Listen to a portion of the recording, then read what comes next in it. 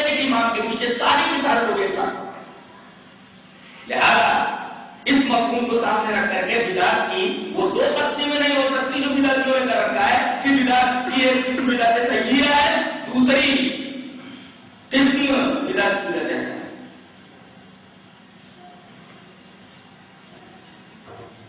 اس کے بعد حضرت عمر نے ایک اور بات کہی کہ آپ فقہات حضرت امام بخاری پہلے فضیلت بتائیں, فضیلت بتانے کے بعد ابن شہاب کا تبصرہ پیش کیا ہے کہ رسول اللہ صلی اللہ علیہ وسلم کے زمانے میں تنہا بھی لوگ تراویح کی نماز پڑھتے تھے اور جماعت کے ساتھ پڑھتے تھے. تیسری روایت میں حضرت عمر رضی اللہ تعالیٰ عنہ کا اقدام موجود ہے اور ان کا یہ قول ہے کہ اگر ایک امام کے پیچھے سارے لوگ نماز تراویح پڑھنے لگے تو یہ بہت بہتر ہے. اور اس کے بعد ایک اور بات کہہ رہے ہیں جو بہت قابل غور ہے, واللتی ینامون عنہا افضل من اللتی یقومون. جس وقت یہ نماز پڑھ رہے ہیں اگر یہ اس کو اس وقت میں پڑھتے جس وقت میں یہ سوتے ہیں تو افضل ہوگا.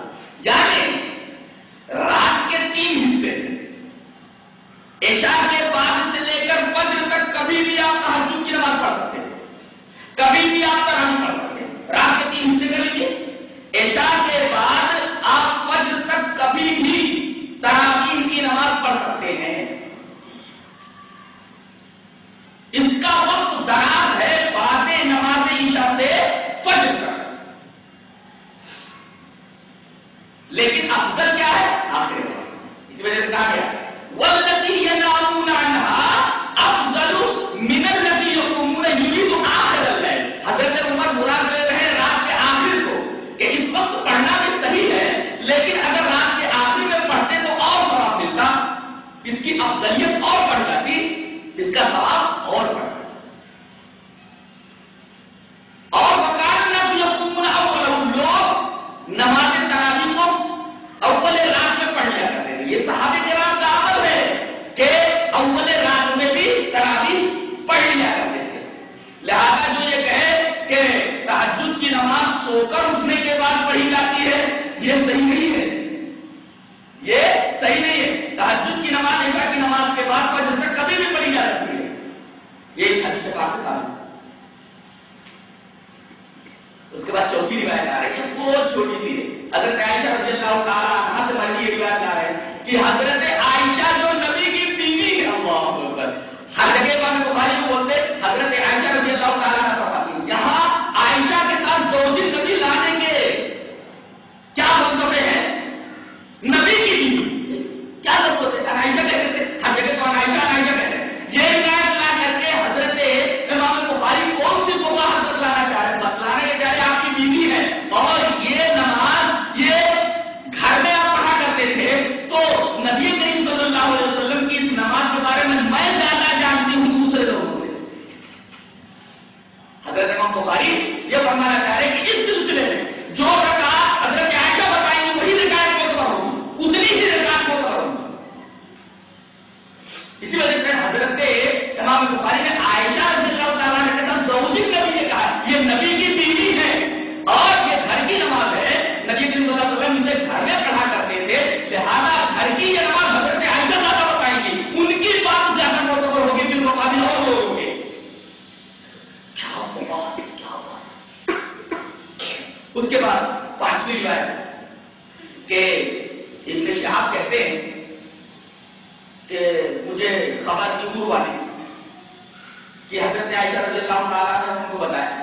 عائشہ رضی اللہ تعالیٰ عنہ تربا کہتے ہیں مجھے حضرت عائشہ نے بتایا. کیا بتایا کہ رسول اللہ صلی اللہ علیہ وسلم ایک دفعہ رات کے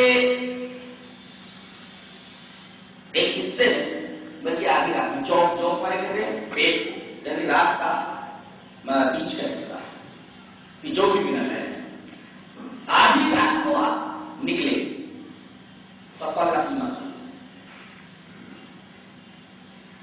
یہ رمضان کا مہینہ تھا اور آپ نے مسجد میں جا کر کے نماز پڑھی, حجرے سے نکلے مسجد میں جا کر نماز پڑھی. جب آپ کو نماز پڑھتے لوگوں نے دیکھا تو صلی رجال تو سارے کے سارے لوگ جتنے وہاں موجود تھے وہ سب نبی کے ساتھ نماز پڑھ رہے. صبح ہوئی تو لوگوں نے بیان کرنا شروع کر دیا، ارے اللہ کے رسول کمرے میں سے آ کر کے مسجد میں نماز پڑھ رہے تھے، ہم لوگوں نے ان کے ساتھ کہا اچھا۔ دوسرے دن لوگ پہلے سے آ کے بیٹھے ہوئے تھے، جیسے نبی نے نماز شروع کی کہ سارے کے سارے لوگ کھڑے ہوئے۔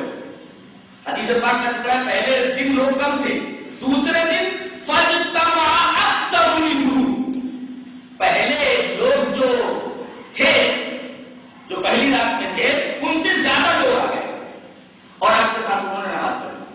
ہاں، 2 دن کے لوگ جنہوں نے نبی کے ساتھ نماز پڑھی ان سب نے بیان کرنا شروع کر دیا، ارے نبی نے مسجد نبوی کے اندر آ کر کے نماز پڑھی اور ہم سب نے آپ کے پیچھے تراویح پڑھی۔ لوگوں نے کہا اچھا۔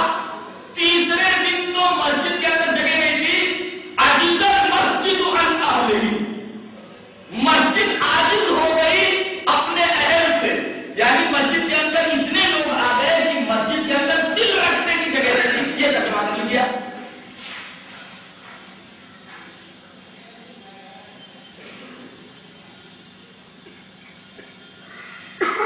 اس کے بعد آپ نے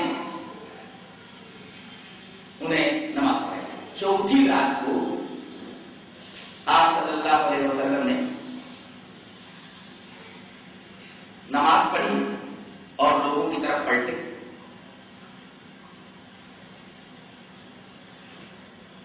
اور یہ نماز فجر کی نماز، فجر کی نماز پڑھنے کے بعد آپ پلٹے۔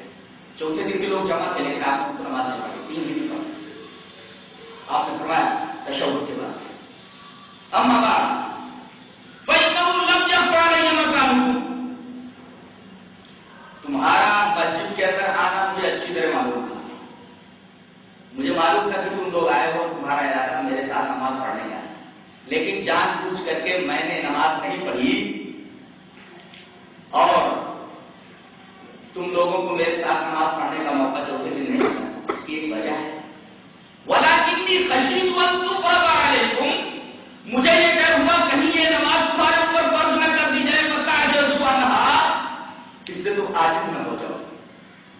فتوفی رسول اللہ صلی اللہ علیہ وسلم، نبی کریم صلی اللہ علیہ وسلم کا انتقال ہو گیا اور معاملہ ایسے ہی رہا۔ اس کا مطلب 3 دن آگے بڑھا ہے۔ یہ 5ویں روایت لا کر کے حضرت عائشہ رضی اللہ